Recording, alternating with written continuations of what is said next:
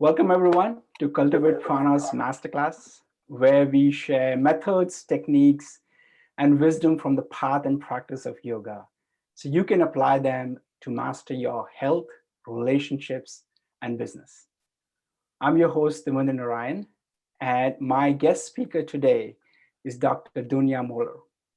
Dr. Moeller has done extensive research and clinical training in medical anthropology.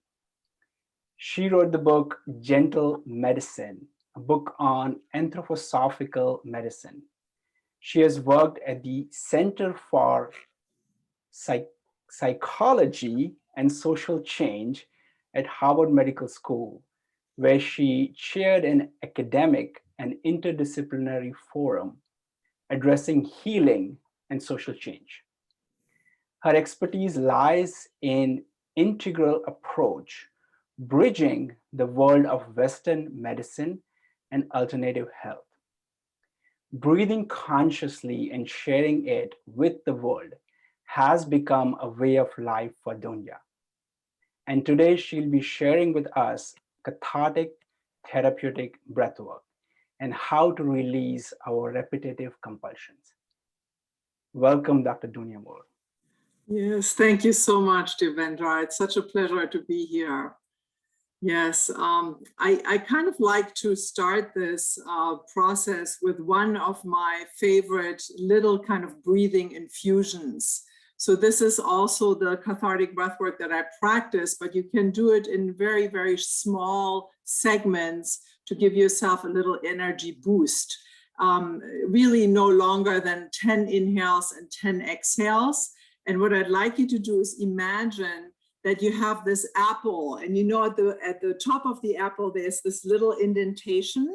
And imagine that you are the top of the apple right here above your central energy channel or sushumna or vertical tube that goes down your spine. And the top of the apple is really open to the energies of the universe. And you want to take a deep inhale through your mouth, imagining that all these energies from the universe are coming down that vertical tube in that apple and going down all the way the vertical tube and coming out at your perineum. And then as you exhale, they come back up around your energy field and then enter again as you inhale, going down your sushumna and out your perineum, and then exhale into your field, inhale into the top of your head, down the sushumna, the central energy channel, and then again, exhale through the perineum into your field. And we'll do that 10 times, and then we'll stop and just feel those reverberations and those showers of grace from the nourishment of the universe. And the opposite way is exactly the same way, except it's the opposite way. So at the bottom of the apple, it's this kind of way where we open up to the earth. And same thing, then when I tell you to take 10 other breaths after we have that little pause, then you imagine that the energy comes up from the earth on the inhale, up your central channel. On the exhale, it exhales through your crown chakra and into your energy field again. And then inhale through your mouth again, through into the perineum, all the way up the central spine and the central channel. And then exhale all the way out again through the crown of your head and into the field. And that way you really strengthen your field with inhales and exhales and realize that you're more than your physical body and you're really a walking kind of field of movement and dynamic kind of energy. So this is a really great way to booster your field and your health as well. And you can do it in nature. You can use the sun sometimes, breathing in the energy of the sun or of the trees. There's a lot of prana breathing with the trees going on right now, which is wonderful. And I live here in central Vermont, so I go out a lot. But if the sun is not forthcoming that day, you stand next to a tree. And because each organic field has something like this, it's called the toroidal field. It's a tube torus, and it's in the shape of a Granny Smith or any kind of apple you can imagine, with a little indent on the top and a little opening on the bottom. So here we go. We'll just do it through our mouth. Beautiful, And yeah. the main thing is that each breath, as in this cathartic therapeutic breathwork, each breath is a new experience. So don't try to be mechanical about it. Just see if you can feel the tingling coming in through the top of your head, or any kind of sensation coming in through the top of your head. And then on the exhale, feel it going down and around your shushumna, and then exhale into your energy field, and then inhale again through the top of your head. And then we'll have a little pause, and then I say the second part after that. So here we go. Wonderful. Okay, deep inhale. You can close your eyes if you would like to. So it goes.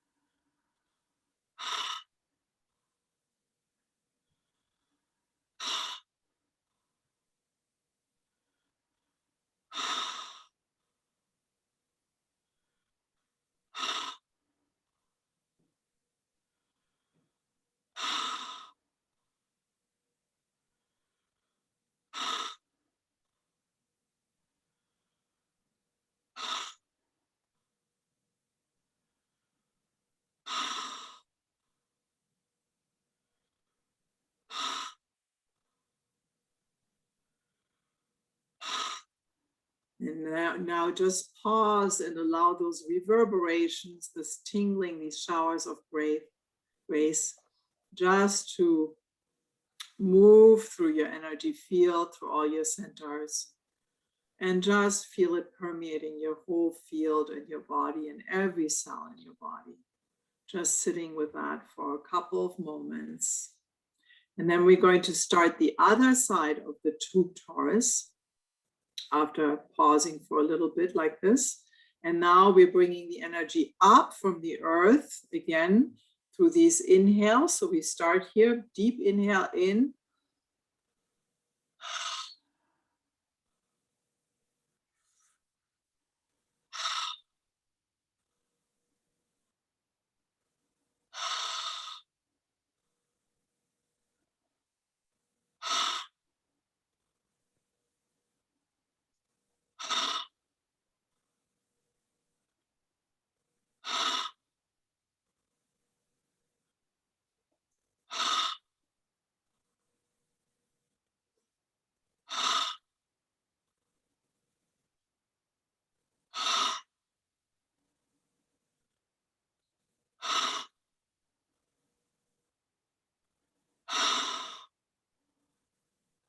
That's great. And just wait here for a couple of moments again to see the reverberations of the other side of your energy field now, going up from that Granny Smith apple and into your energy field.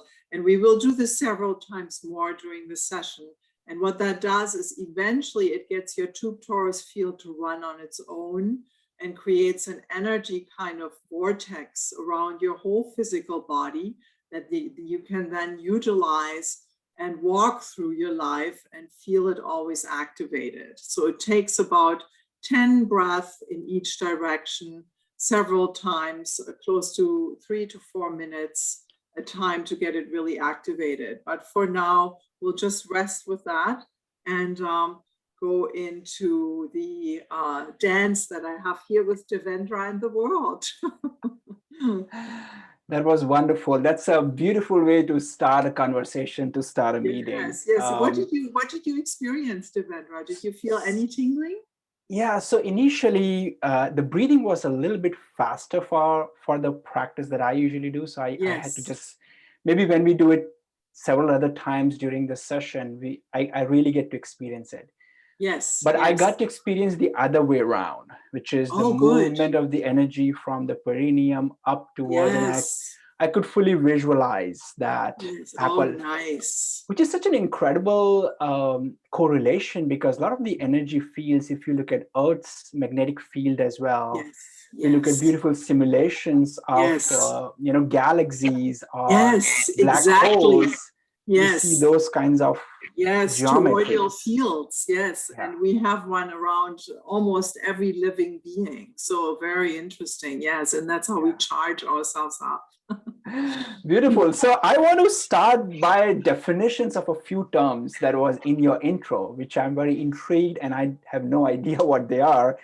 And I want to ask you, what is anthroposophical medicine, first of all? Oh, anthroposophical medicine. Anthropos means man, and Sophia means wisdom. So it is a term termed by Rudolf Steiner, who is the founder of Waldorf schools and biodynamic gardening, and a holistic form of medicine that exists pretty much across the world. Mainly, though, many centers are in Switzerland, France, Germany. They are holistic medical centers where people already have the knowledge about having an expanded energy field and having naming it in different ways. So they talk about the etheric body, the astral body, the eye, and the larger energy field around us. And they base their therapies and medicines on this larger energy field. And the interesting thing of my research is, as a medical anthropologist, my thesis is really how our view of the world, or how our persona concept of the human being, like what we think makes up a human being, really shapes our reality. So our perceptual reality, when we think the body is just a reduction of, biochemical processes, then that's the reality you get. But if you realize that we're living really in an energy field that is also linked to the greater field of the earth and all its living beings, and that we're embedded in that, then you have a completely different way of doing medicine, which is much more restorative and preventative rather than interfering in these processes, and maybe draining some of these processes through certain kind of activities like giving lots of drugs, etc. So there's a whole field of dance, of schooling, of way of eating within the anthroposophical system that I studied, but I mainly focused on medicine because I'm a medical anthropologist. And that then got me so interested in altered state of consciousness, because people were in that field of anthroposophical medicine using different therapies, movement therapies, color therapies, different breathing practices to really help shift the focus from a purely physical view of the human being to an extensive energetic view, and the implications of that as well. So it was quite amazing to be in that subculture. And one other thing that I can say about my field work there is that, of course, Rudolf Steiner in Anthroposophy believes that the aging process sets us free. It sets different kind of spiritual energies free for us to then not be so busy with regenerating our body, but really be more busy about being aware of the spiritual world and of our place here in the universe. And so I have never, when I came to the seat of anthroposophical medicine in Dornach, Switzerland, where the big esoteric university is located, there was no Alzheimer's. And elderly people in their 70s and 80s were giving large lectures in this beautiful esoteric university, and people were just glued to the wisdom. So aging is a part of wisdom. Aging is a part of sharing yourself with the greater world, but it's not seen as a sort of decrepitude into, sort of old age and then death. It's really seen as a spiritually uplifting, becoming more transparent in your energy anatomy. And then as a result of that transparency, being able to share some of that wisdom with the world. So I was always amazed how this worldview that was so subculturally living in this like very big materialistic culture of, of course, Western Europe now as well, had such a different view and such different ramifications on the human being. So perceptual reality that we have determines our day-to-day life and world. So there's so much similarity between some Eastern traditional teachings as well, which you have emphasized in this form of medicine. Because in the East, they were doing energy medicine for a very long time in Ayurveda, in the ancient tradition of, let's say, the Chinese medicine. They were treating body not as a mechanical entity. It's a vibrating, it's an energy field that is influenced by everything, right? So you said the modalities of dance or music or breathing or movement, food, being with nature. There's so much similarities that I'm seeing between this modality of medicine and the Eastern practices. Yes, absolutely, absolutely. And Steiner drew some of his wisdom from the Theosophical Society, which was, of course, situated partially in the 1920s, also in India, and really supported Yadu Krishnamurti to sort of become the new messiah of the world. And of course, he said, I'm not going to play this role. I'm just going to be a philosopher and an intellectual, and I'm not going to buy into that. But it's interesting, Steiner drew from many eclectical places, but then he was also very psychic. So he had this insight into the human kind of energy field that is going beyond our physical eyes. So he could really watch and see into deeper aspects of how our organs relate to the cosmos at large, and how we are embedded in this whole, cosmic understanding with our physicalities. So how is that? I'm very intrigued now. You said organs are related to cosmos. Can you give an example of that? Oh, in the old signature sort of teachings in the Middle Ages, already Paracelsus, who was a famous doctor in the Middle Ages, was talking about the correlation between the sun and the heart, for example, and then using aurum, which is gold, to kind of treat any kind of illnesses of the heart. So it's a very specific, very deep kind of medicine that looks at the metals, that looks at plants. And, especially within anthroposophical medicine, you have this mistletoe that gets harvested and then supports the processes of fever in the body to stimulate the immune system, to possibly also kill off cancer cells. So there's a very kind of embedded way of realizing plants also have intelligence, and plants are definitely a part of the larger ecosystem that is psycho-spiritual in humanity, and the way we harvest them and interact with them has a healing effect on us. So I could talk hours about this, but if you want to read more about this, I mean, my book wasn't translated into English, it's in German, it's called Sanfte Medizin, and Harvard bought it in a row of other books. But this eventually led me to be really interested in altered states of consciousness and healing, because I realized, like Einstein says, a problem cannot be treated where it got created. You kind of have to step outside of the box.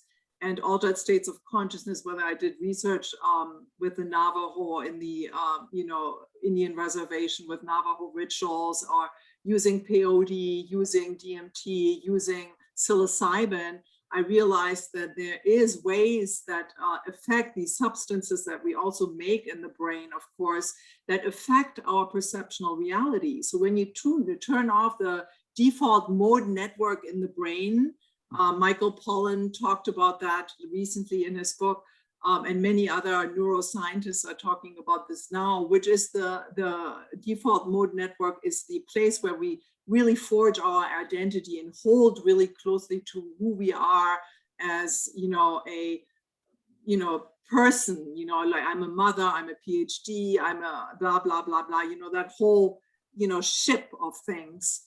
And, when that gets deactivated, suddenly there are neural pathways that can open up in the brain, and you have a completely different perceptual reality of yourself and your surroundings. And that opening, this little gap that it creates in the constant regurgitation of your unconscious projections into the world, that opening is profoundly healing. So I'm also a practitioner of Zazen and Sit. I'm not a Buddhist, but I love the Zazen sitting in the form of meditation, as well as I love breathwork, cathartic breathwork, because in its essence, it's also a form of meditation. So both ways create gaps in the mind and turn off that default mode network so you can have a bigger experience of healing and kind of reclaim that state of compassion and love, which was your birthright, and so it's interesting because people always say that, okay, I just have to meditate and do some breathing sessions and I heal myself. Yes, to a sense, yes, but you can, there's different states of consciousness. So you can go into super consciousness or you can go into subconsciousness. And I always say we work on two sides of the coin. We work on the bliss and we work on the piss. And the bliss and the piss is basically super conscious and subconscious. And since we are kind of driven, 95% of our consciousness is driven by our subconscious, by our programming. And what do I mean by our programming? Like everybody talks about this nowadays. It's really goes all the way back to the attachment bond that we formed with our primary caregivers. So really, this is why I love rebirthing. I love holotropic breathwork. I love transformational breathwork. All these, and my own, the art of natural breathing, all these cathartic breathworks point. And of course, Stanislav Grof has done amazing research on this with his perinatal matrices. And I studied some with him and some of his students, and then eventually came up with my own cathartic therapeutic breathwork.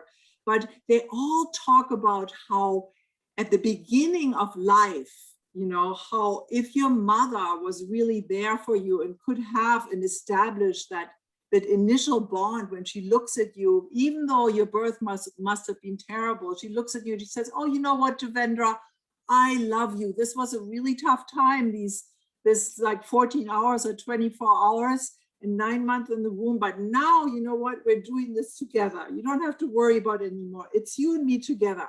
If this bonding has happened, no problem. You can be forceps, Grof says, you can be cord around the neck, you can be cesarean. It's not going to impact you because the bonding was there.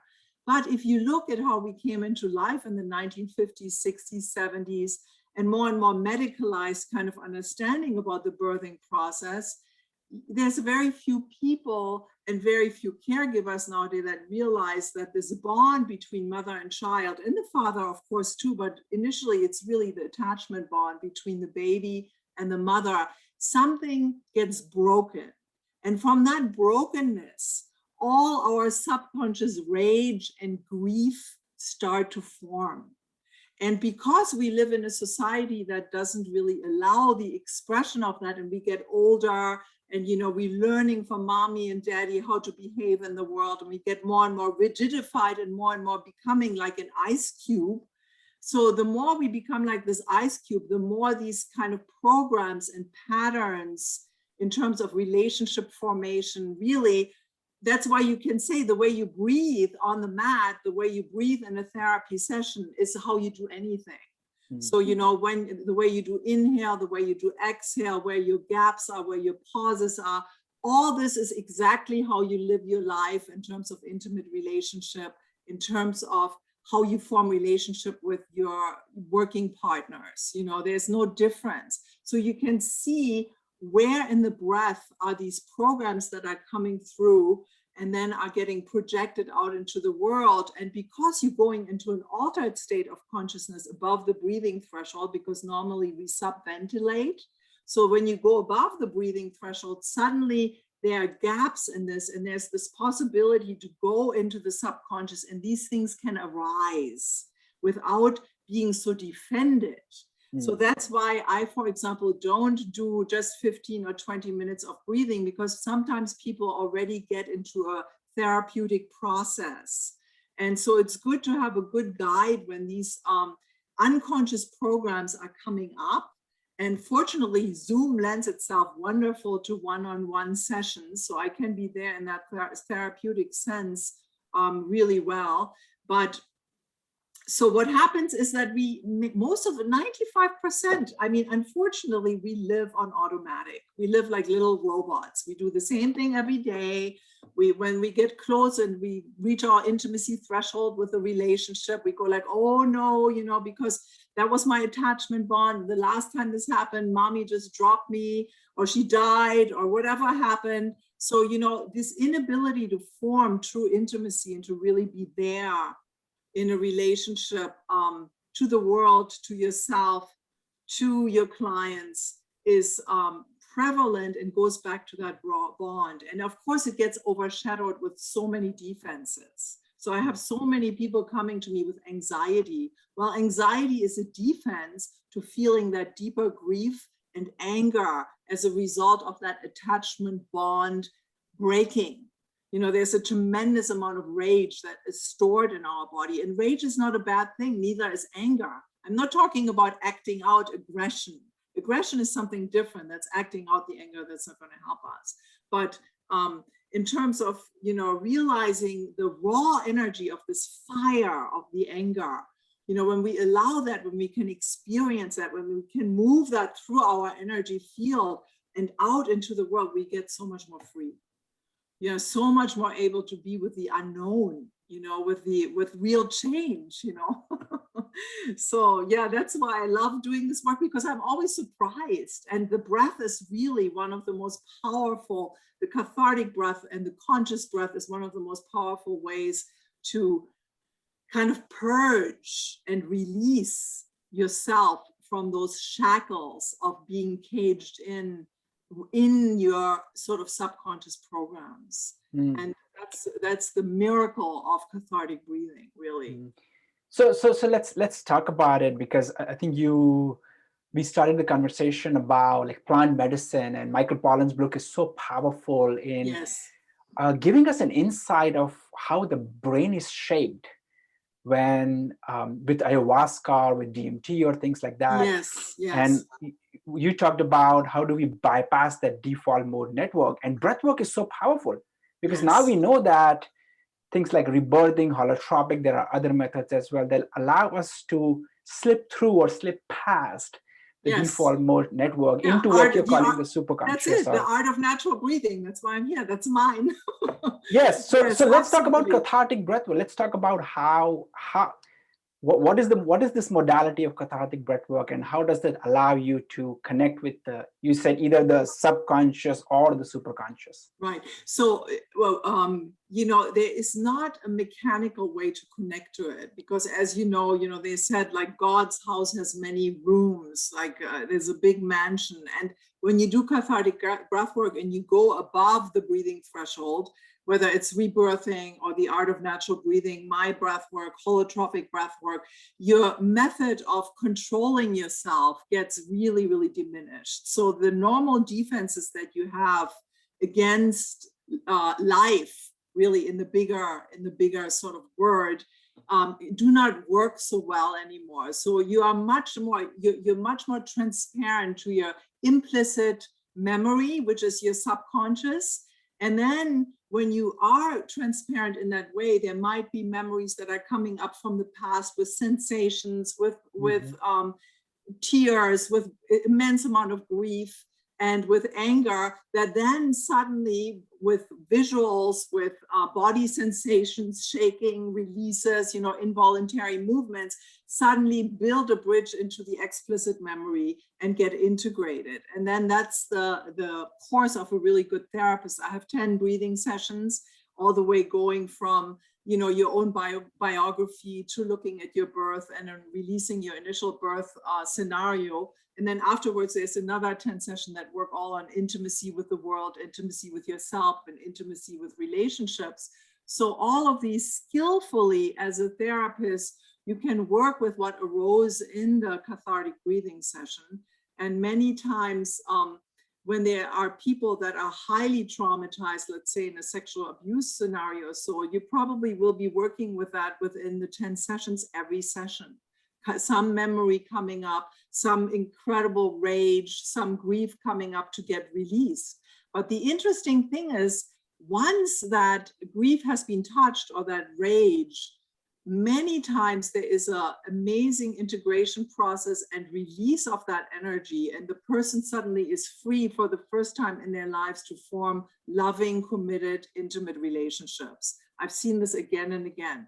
So, what normally would take years and years of therapy in terms of talk therapy, and talk therapy is very necessary. So I'm not at all, saying don't have a psychotherapist. It's very nice. Sometimes I have clients doing this work and they have a psychotherapist so they can work further through certain topics that arose during that time period that need a little bit more conscious conceptual work, for the client to integrate.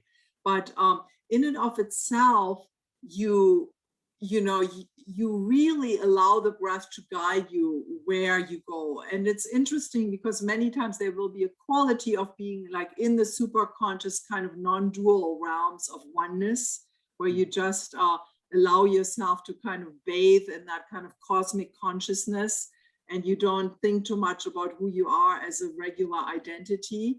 And then as the session progresses, there's also sometimes more trust to go into the unconscious and bring up some kind of big fish or something that has been, keeping you from really living your life in a much more free way. So it's really a freeing of energy that has been solidified. And that's what all the cathartic breathworks are really doing, including mine, the art of natural breathing. Yes. So many of these, what I have learned over the course of the last year through the summit, Rebirthing Summit we did earlier this year, that many of these practices do require a guide to be with you. And it's extensive breathing. It's breathing for a couple of hours at a stretch. And then many sessions, as you said, 10 sessions probably are the least that's required for a therapeutic oriented session. Yes. And it would be 1 hour of breathing. 1 hour of breathing. So it's normally not, it's not 15 minutes or 20 minutes. It's mostly like 15 minutes to an hour. Some going, holotropic can go for many hours. Holotropic goes for 4 or 5 hours sometimes, but rebirthing, transformational breath, the art of natural breathing. Arne Ranson with his, art of natural breathing, like natural breathing, he calls it. Mine is called the art of natural breathing. So he was also one of my teachers, among other breathing teachers that I've had in my life, and he's very, very wonderful. So it's an hour of breathing, and then a 15 minutes to 10 minutes integration phase, and then you talk a little bit about your life beforehand, and then a little bit afterwards what happened in the session. So, and by the way, Arne was on one of our guest speakers for the summit. Yes, I saw. What I'm trying to understand is we are living in a very different world right now. We're living in, I'm seeing a lot of group breathwork sessions that are really, getting very popular. Not that that is wrong. I think that's just a style of breathing that's happening. And maybe more gentler form of breath work. But for people, let's say, who are recognizing that they are more anxious coming out of this pandemic, are there simpler modalities where people would not have to breathe for an hour? So I want to understand if you have a practice that you could share with them. Of course, the major transformation will come if they do like 10 sessions and an hour long. It's more therapeutic, but what are the simple things that people could do? Well, the simple things would be to do this breathing again. You can imagine the tube torus, the toroidal field, to fill yourself up with energy again. Or you can just do about 3 minutes, which we can do right now, of deep inhales and exhales. That's the same thing. That is a foundational breath that I teach in the art of natural breathing. Of course, in a breathing session, one goes through 50 different breathing patterns, depending on what happens within your inner journey. So, you can go anywhere from hyperventilating breathing pattern, which is like, to like a really slow breathing pattern, or to something like pushes life away. So all these things can happen as a result of how you navigate your inner experience. And they're all wonderful because they're signs of how you moving through your inner landscape. But I always come back to this foundational breath of, once you have moved through, let's say, a hyperventilating round of moving through some kind of trauma or integrating some incomplete experience, the breath, interestingly enough, always goes back to a deep inhale and a relaxed exhale. So we are already doing that at nighttime, without consciousness. So we're sleeping, if you're looking ever over at a friend or at the dog or whoever, animals do the same thing. You see a very regular breathing pattern, which goes something like this.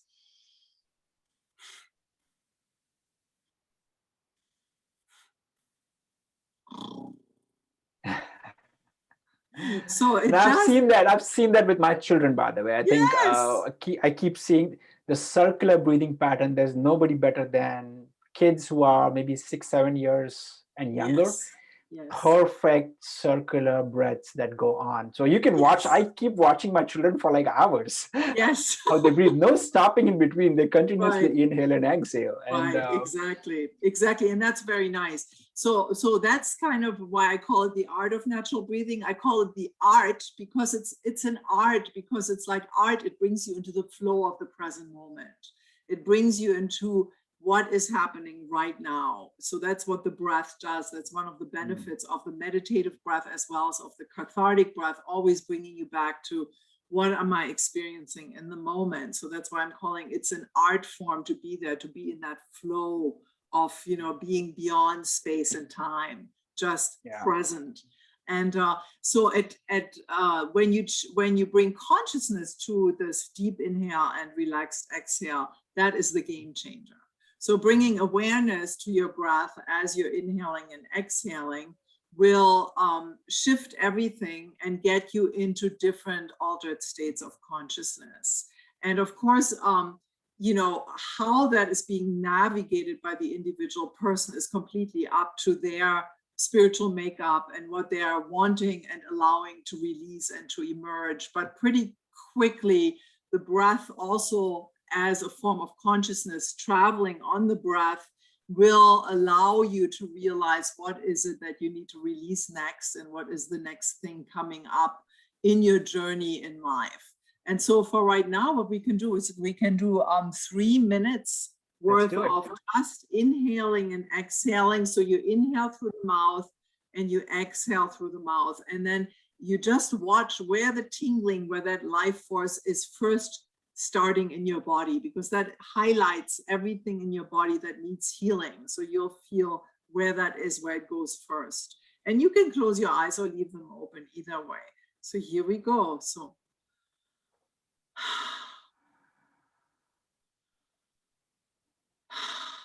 nice and circular. So once the exhale's out, you pick up the new inhale. That's right. And you really, it's almost like you have a glass of champagne up there on your upper chest, and it rises and falls with every inhale and exhale. That's nice, Devendra.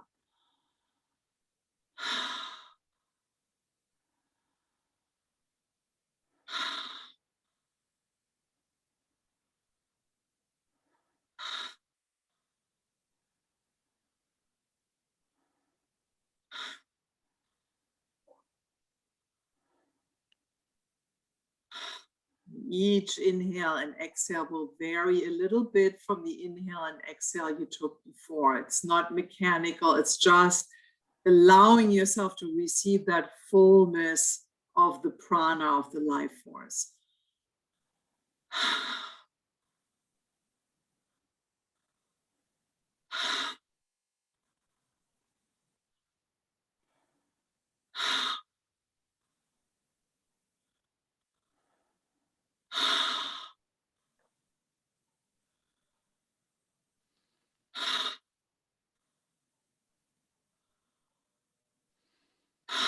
And try to breathe through your mouth, just because more air gets in and it activate more of the lower energy centers as well. It's fine to do it through the nose, but you can get more air in through the mouth, right?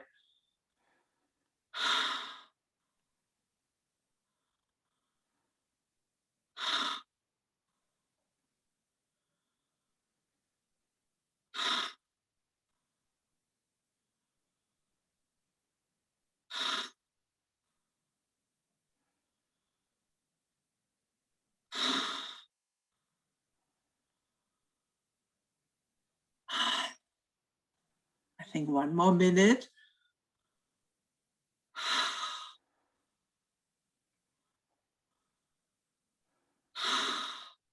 Yeah, that's nice. All the way up into your upper lungs where the heart is and where you expand the fullness of the breath. You also expand the diaphragm, but then you bring it up into the upper chest.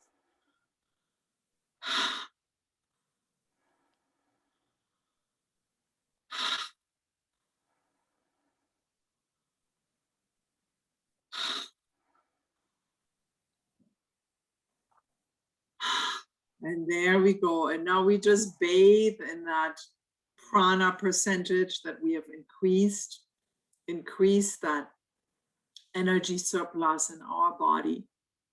And just feeling where that tingling is, not thinking so much, just sensing, feeling into the body, feeling all these nadis and energy centers across the bodies to open up all of our bodies, not just the physical.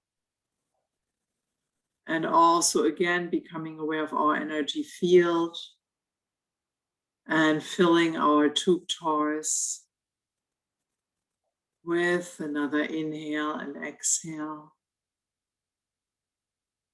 Yes, bringing the tube torus in again at this point and inhaling once through the top of your head, all the way down through the perineum, and then out into your larger energy field. And again, inhale through the top, out into the energy field.